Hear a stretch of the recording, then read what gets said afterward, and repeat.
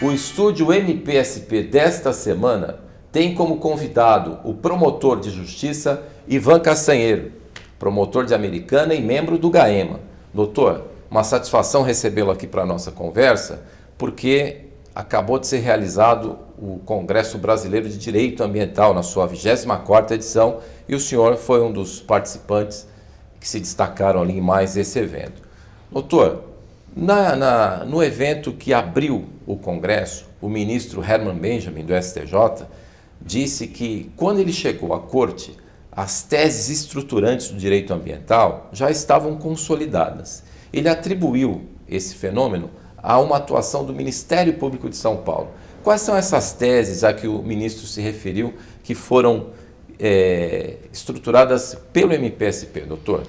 Bem, o Ministério Público tem trabalhado, tem sido vanguarda na questão ambiental já de muito tempo, Cláudio.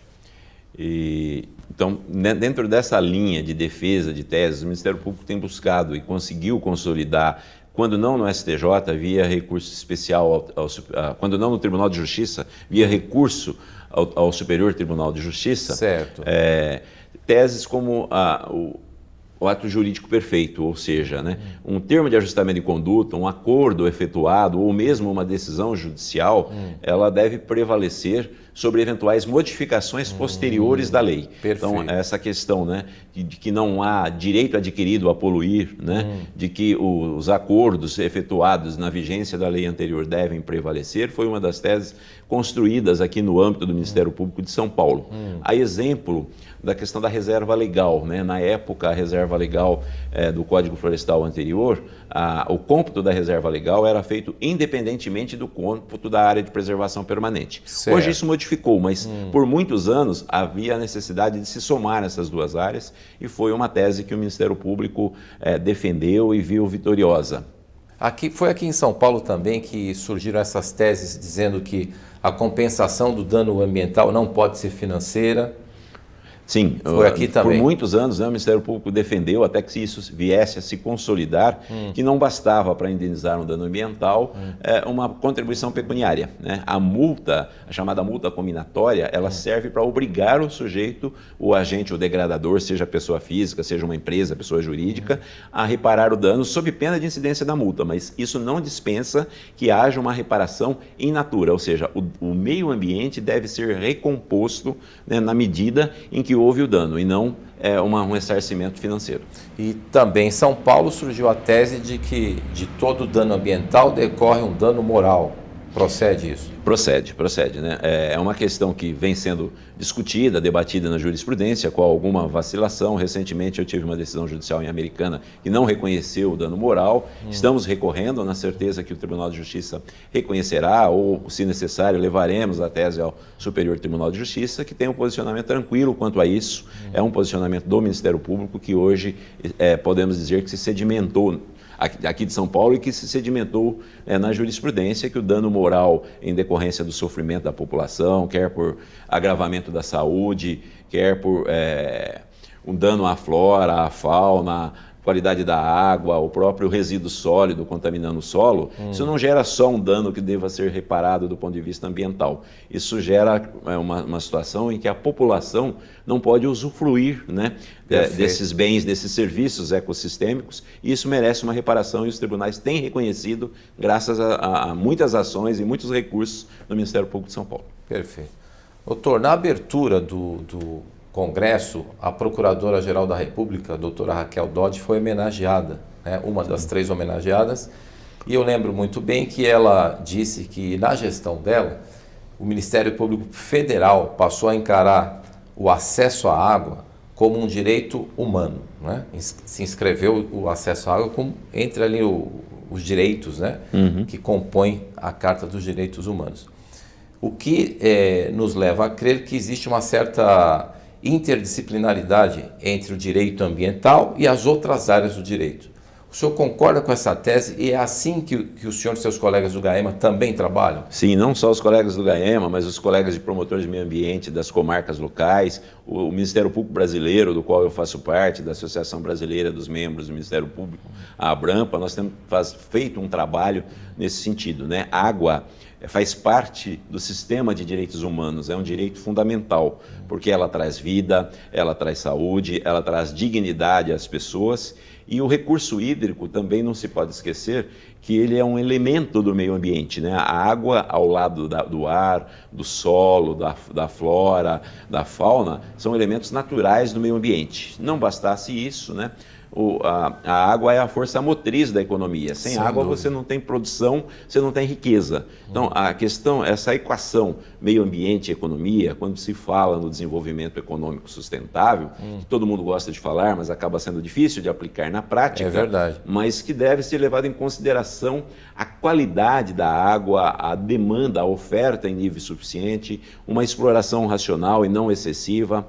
Há trechos de corpos d'água, né, que onde já não comporta mais empreendimentos, quer industriais, quer imobiliários. É o que se chama de enquadramento dos corpos d'água. Todo corpo d'água ele tem uma classe. Ele vai desde uma classe especial, que é uma classe de água nobre, que o tratamento basta uma cloração para abastecimento público, né, a uma classe 4, que é uma classe já, em termos de qualidade de água, desprezível, de não aproveitamento, serviria só para efeitos de paisagem, de belizamento e de navegação.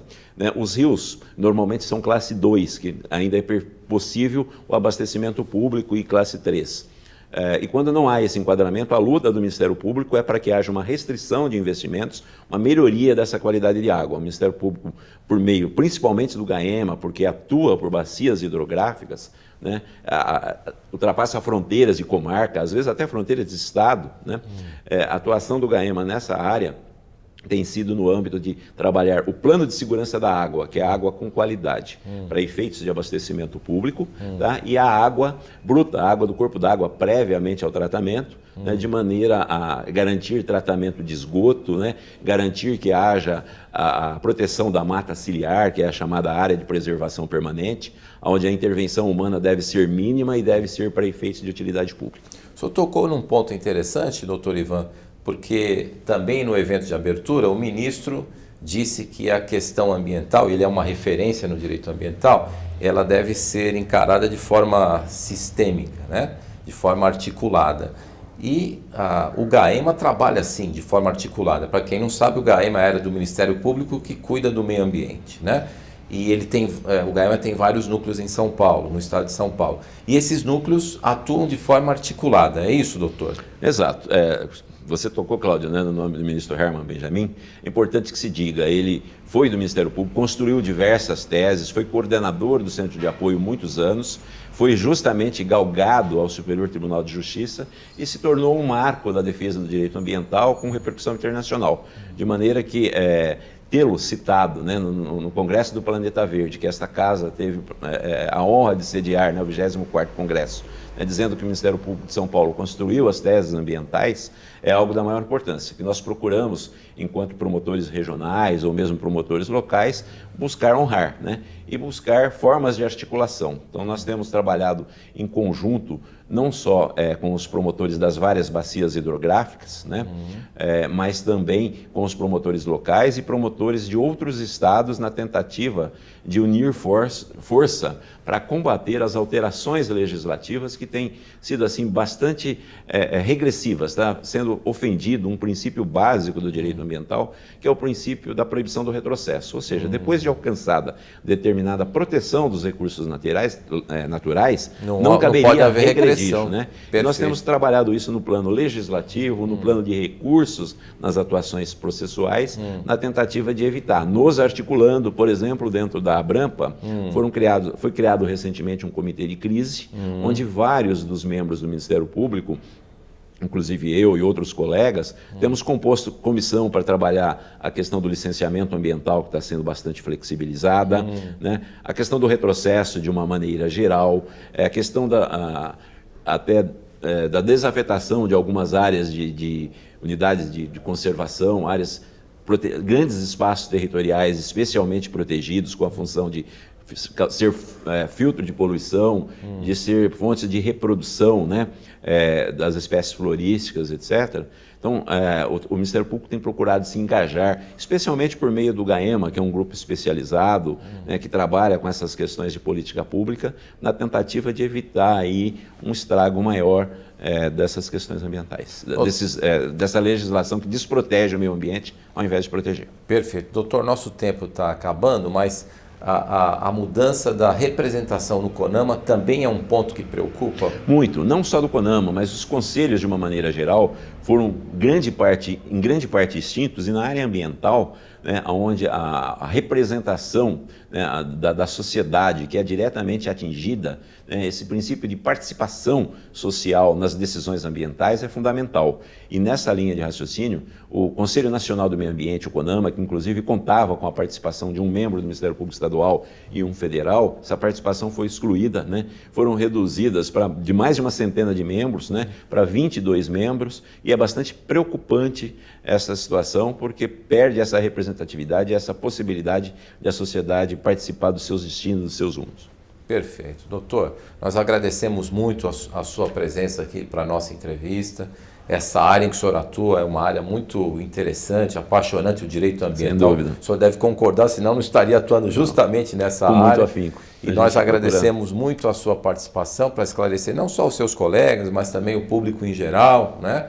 E quem sabe no próximo ano, quando houver a 25ª edição, o senhor está de volta aqui conosco, algum membro do GAEMA, para esclarecer os colegas e a população. Muito obrigado pela sua presença, doutor. Eu que agradeço, Roger. Agradecemos também a sua audiência. Até a próxima edição.